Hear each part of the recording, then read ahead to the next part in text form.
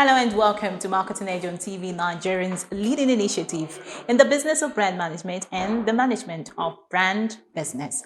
It is a 30 minutes wholesale package that comprises brand news, branding focus, and industry conversation, all in a mix encompassing thorough and in-depth all aimed at promoting the brand idea. I'm Ogale Abikele Maffer. Marketing Edge on TV, promoting the brand idea.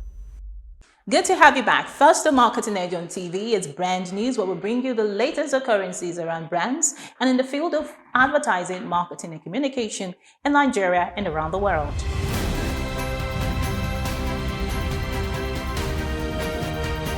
Now on brand news.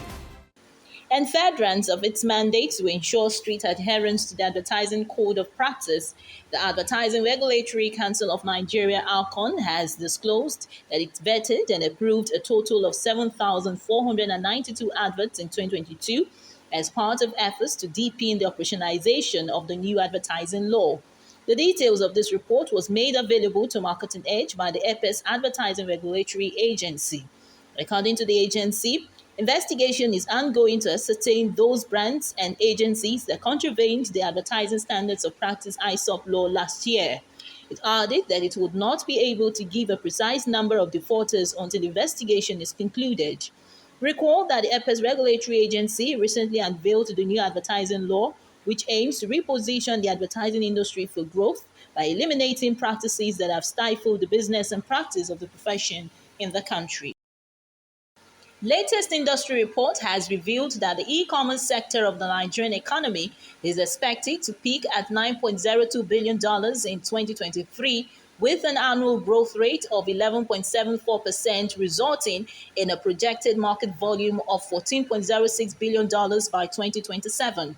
According to Statista, an international research agency in UK, the number of users in the e-commerce market is expected to amount to 143.9 million users by 2027, while users penetration will be 45.6% in 2023, expected to hit 58.7% by 2027.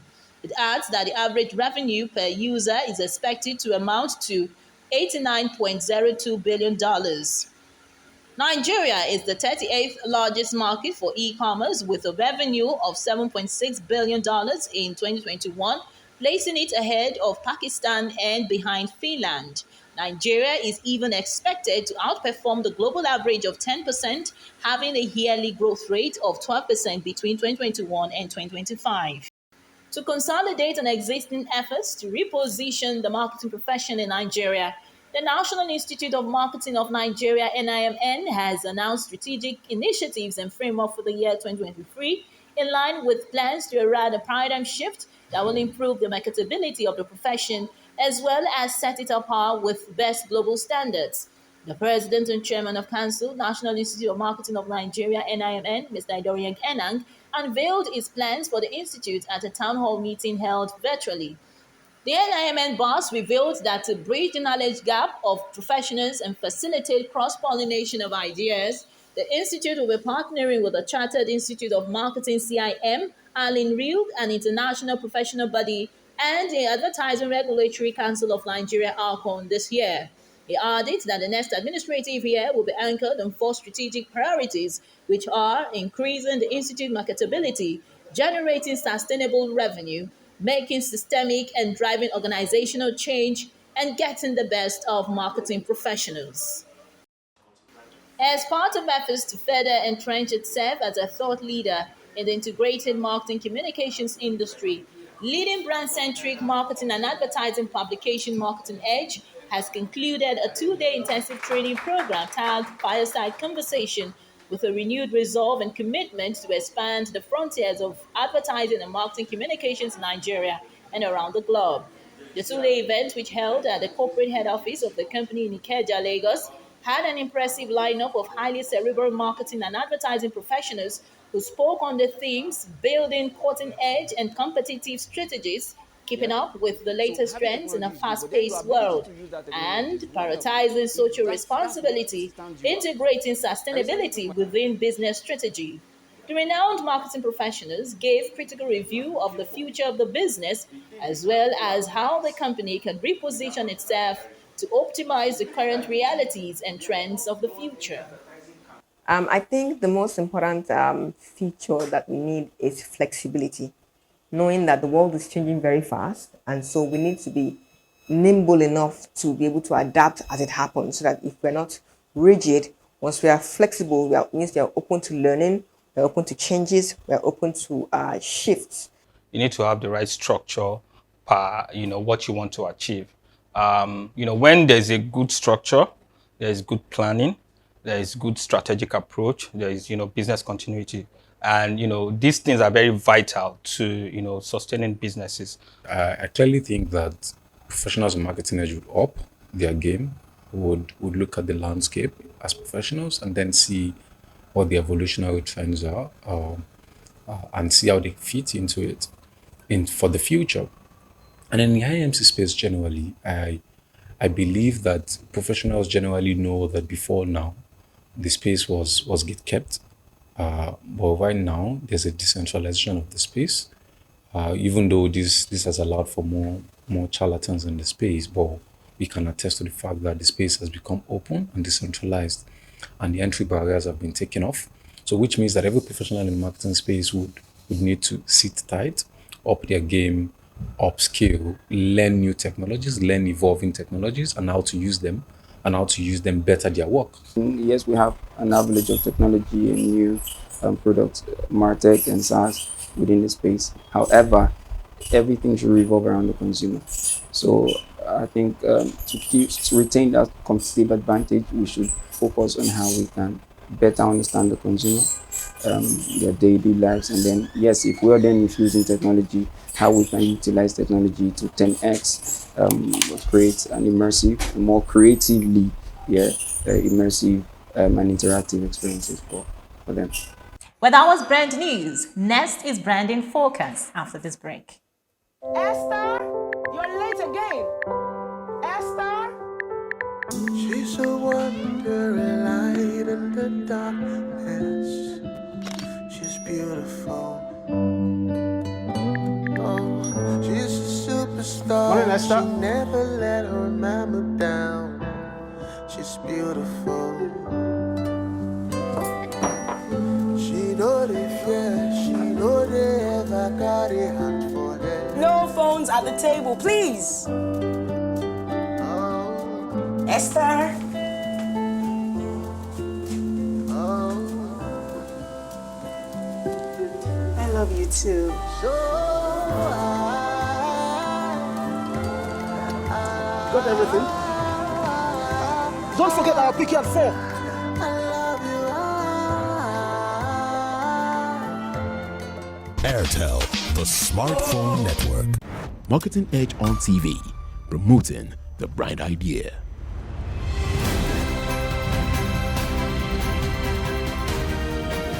Now on branding focus. Asiwaju Bola Ahmed Tinubu, the standard bearer of the All Progressives Congress APC in the 2023 general elections, easily describes himself as a strategist, and that is what he truly is. That shows in virtually all he does, and is not amiss even in the way and manner he has carefully chosen his media campaign team, which parades some of the best and brightest brains you can ever find around in the pen pushing and other allied professions. A casual review of the assemblage of stars in Tinubu's media campaign team include the old war horses like Mr. Dele Alake, Bayo Ononuga, Dr. Danladi Banko, to the fire-spitting, hard-hitting boogeymen in the likes of Femi Fani Kayode, Festus Keamu, Kazim Afebwa, and not forgetting the statistics wizard and Wizkid Ajuri Ganale, who literally crunches numbers like biscuits.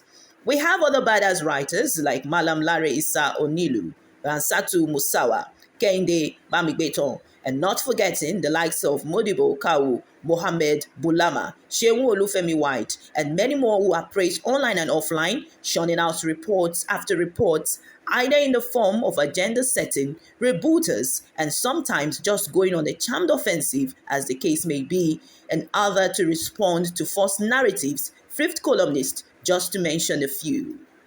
Indeed, The media campaign structure driving the Tinubu's presidency is so formidable such that it has made the job of media minding a walk in the park because these are guys adequately schooled on the job.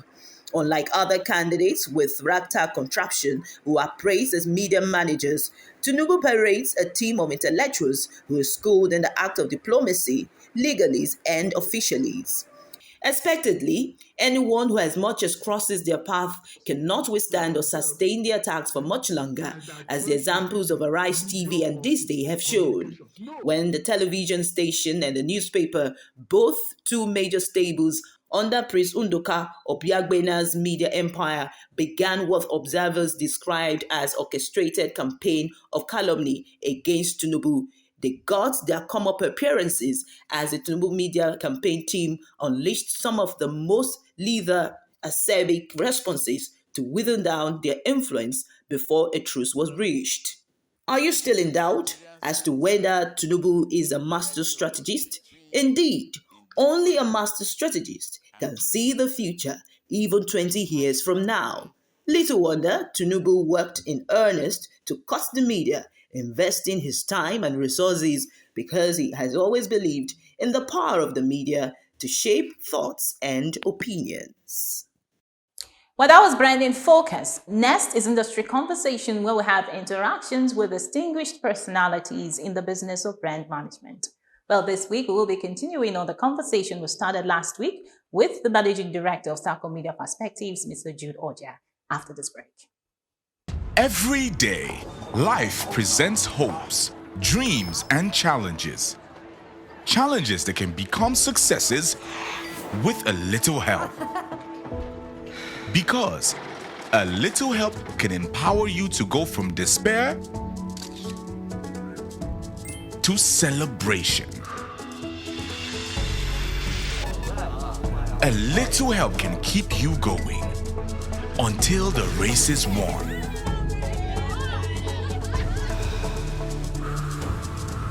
A little help can turn bundles of anxiety into a bundle of joy. And with Glow Data, you get much more than just a little help.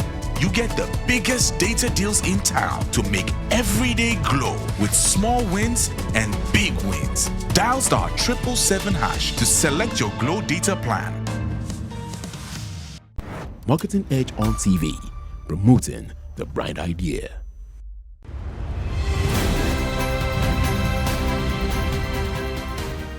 Let's talk a bit about technology. You've spoken so much about digital marketing and digital advertising.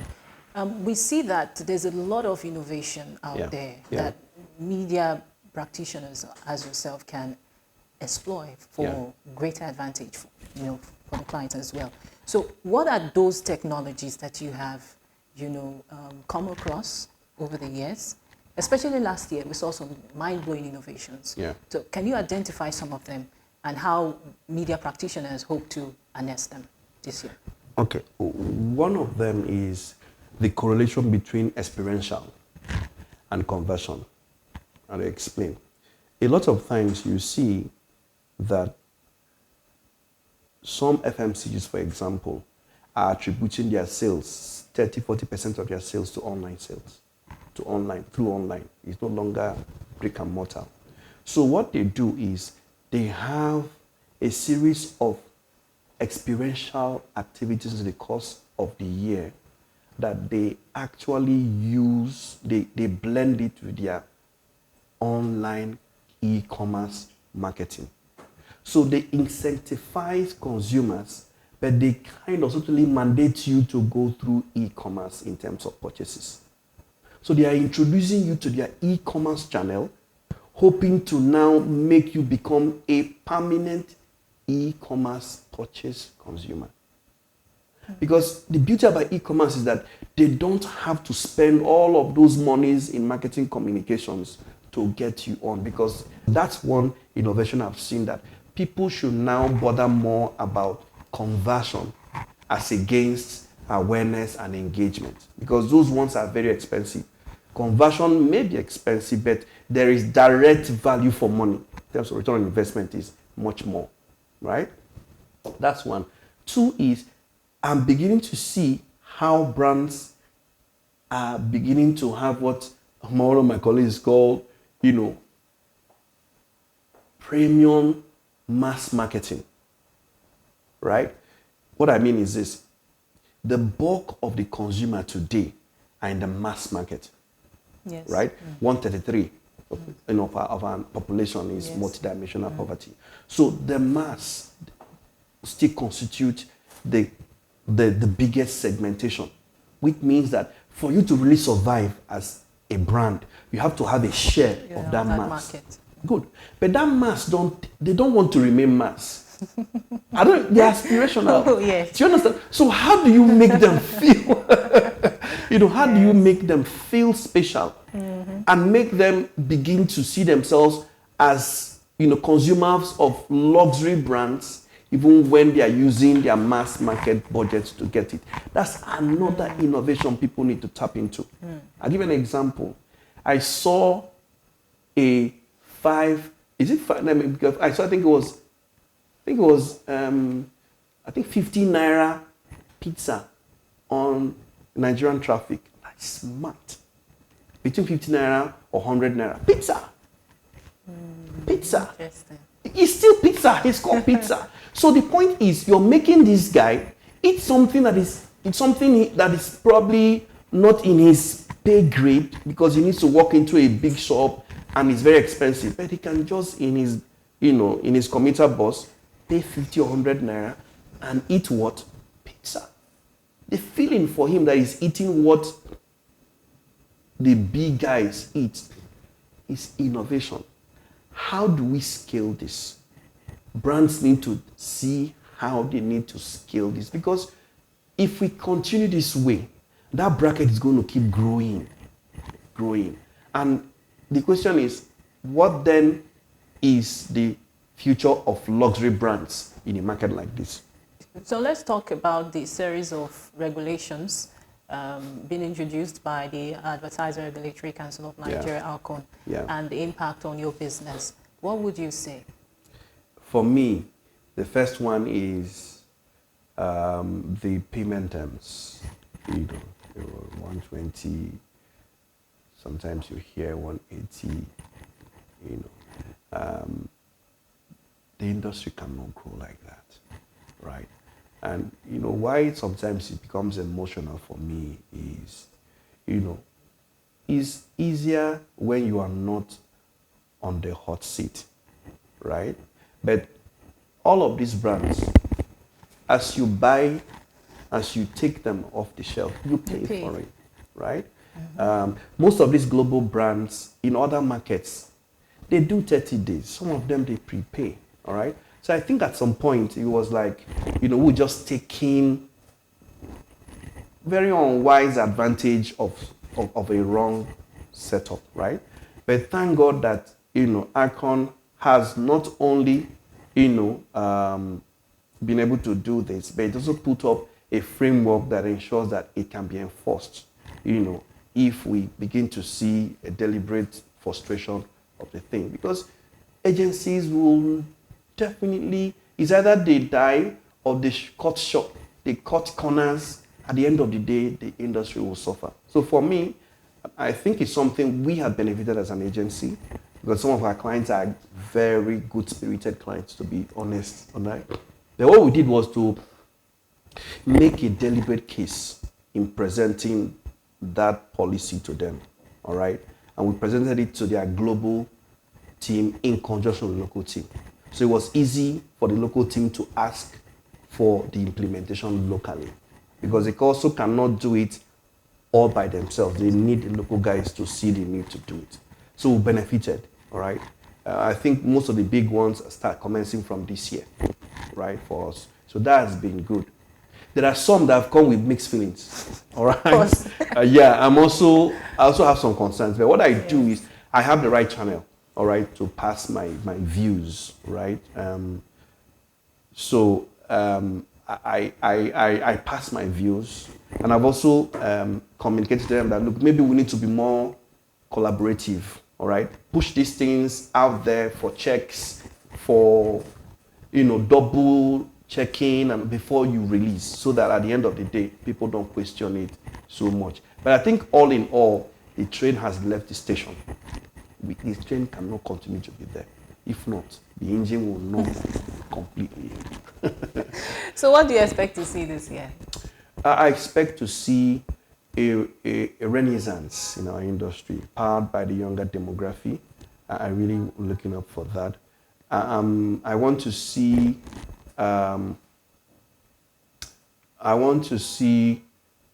more measurement comes to influence marketing, right? Okay. You understand what I'm saying? Yes. More measurement come to influence marketing. That's the only way the value can grow over time, right? I know you know there are some influencer marketers that they pay millions of dollars to advertise on their pages and all of that. So I love to see metrics come behind it. So what would be your growth projection for your agency this year? That's a big one, but I'm seeing a double digits for my billings, double digits. Of course, that will have impacts on revenue.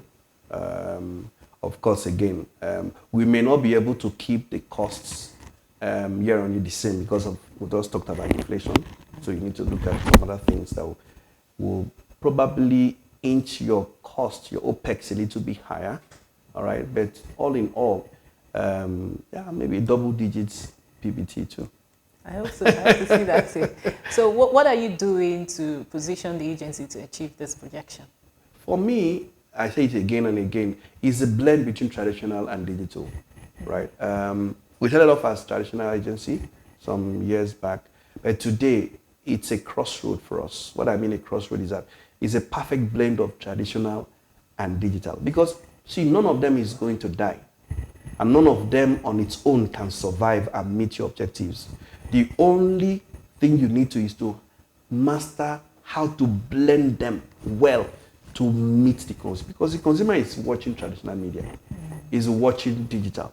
However, he's not watching it the way you want him to watch it. He's watching it the way he wants to watch it. So the question is, the more you understand him, the more you know how to get the mix. So here is where you get the right mix all the time. The capabilities are there for established offerings and for emerging offerings. So if a MP citizen comes out, you can't call him, he doesn't belong to one of this. He's a perfect blend of all of it put together, right? And that's what we are doing, so that we will not only have relevance for now, but will grow relevance for even undeveloped or untapped opportunities. We may not, as it were, be loud about it, but if you sense check our clients, we have clients that we have had here for 10, 11 years. They have not gone. If you get a client today, they don't live in 4 or 5 years. Okay, talking about value being evergreen and learning and developing. I heard you before we started this interview, you were speaking about the fact that practitioners should be more creative and think outside the box to innovate solutions that are out of this world. And that you spoke about how practitioners are afraid to actually birth new ideas. Yeah. And so I want you to harp on that a bit. So for me, I was just saying aside that, see, some people will say, oh, clients are not going to spend now, first quarter, because it's politics. I think it's a conventional response to old ways of doing things, right? Because, I want to say it again, that if our reference or our subject matter is a consumer, then it shouldn't be about the fragmentation or the weightings out there. It should be, how do we reach this guy? And it borders on, one, creativity, two, how well do we know the consumer? So if we know the consumer very well and we know what we want, creativity can help us really crack some very good communications even now, right? I'll give an example. Now, everybody, the media consumption levels quite high now, both for TV, radio, and digital, because everybody wants to hear what's happening politically. Who says brands can't leverage on this? Who says really? Brands. It's about how do you find that space? It's a big question. How do you find that space? And how do you really, really utilize it optimally? Yeah. Very thoughtful. A nice place to conclude our interview. Thank you so much, sir, for having this time with us on Marketing Edge on TV. Thank you. And I look forward to having future conversations, especially when you start achieving your projections for your agency. Thank you. Thank you so much, sir. Happy New Year once again. Same here, sir. And that is it on Industry Conversation. Do well to join the same time next week for another interesting time. I'm Ogalia Bikele Mafuru. See you again.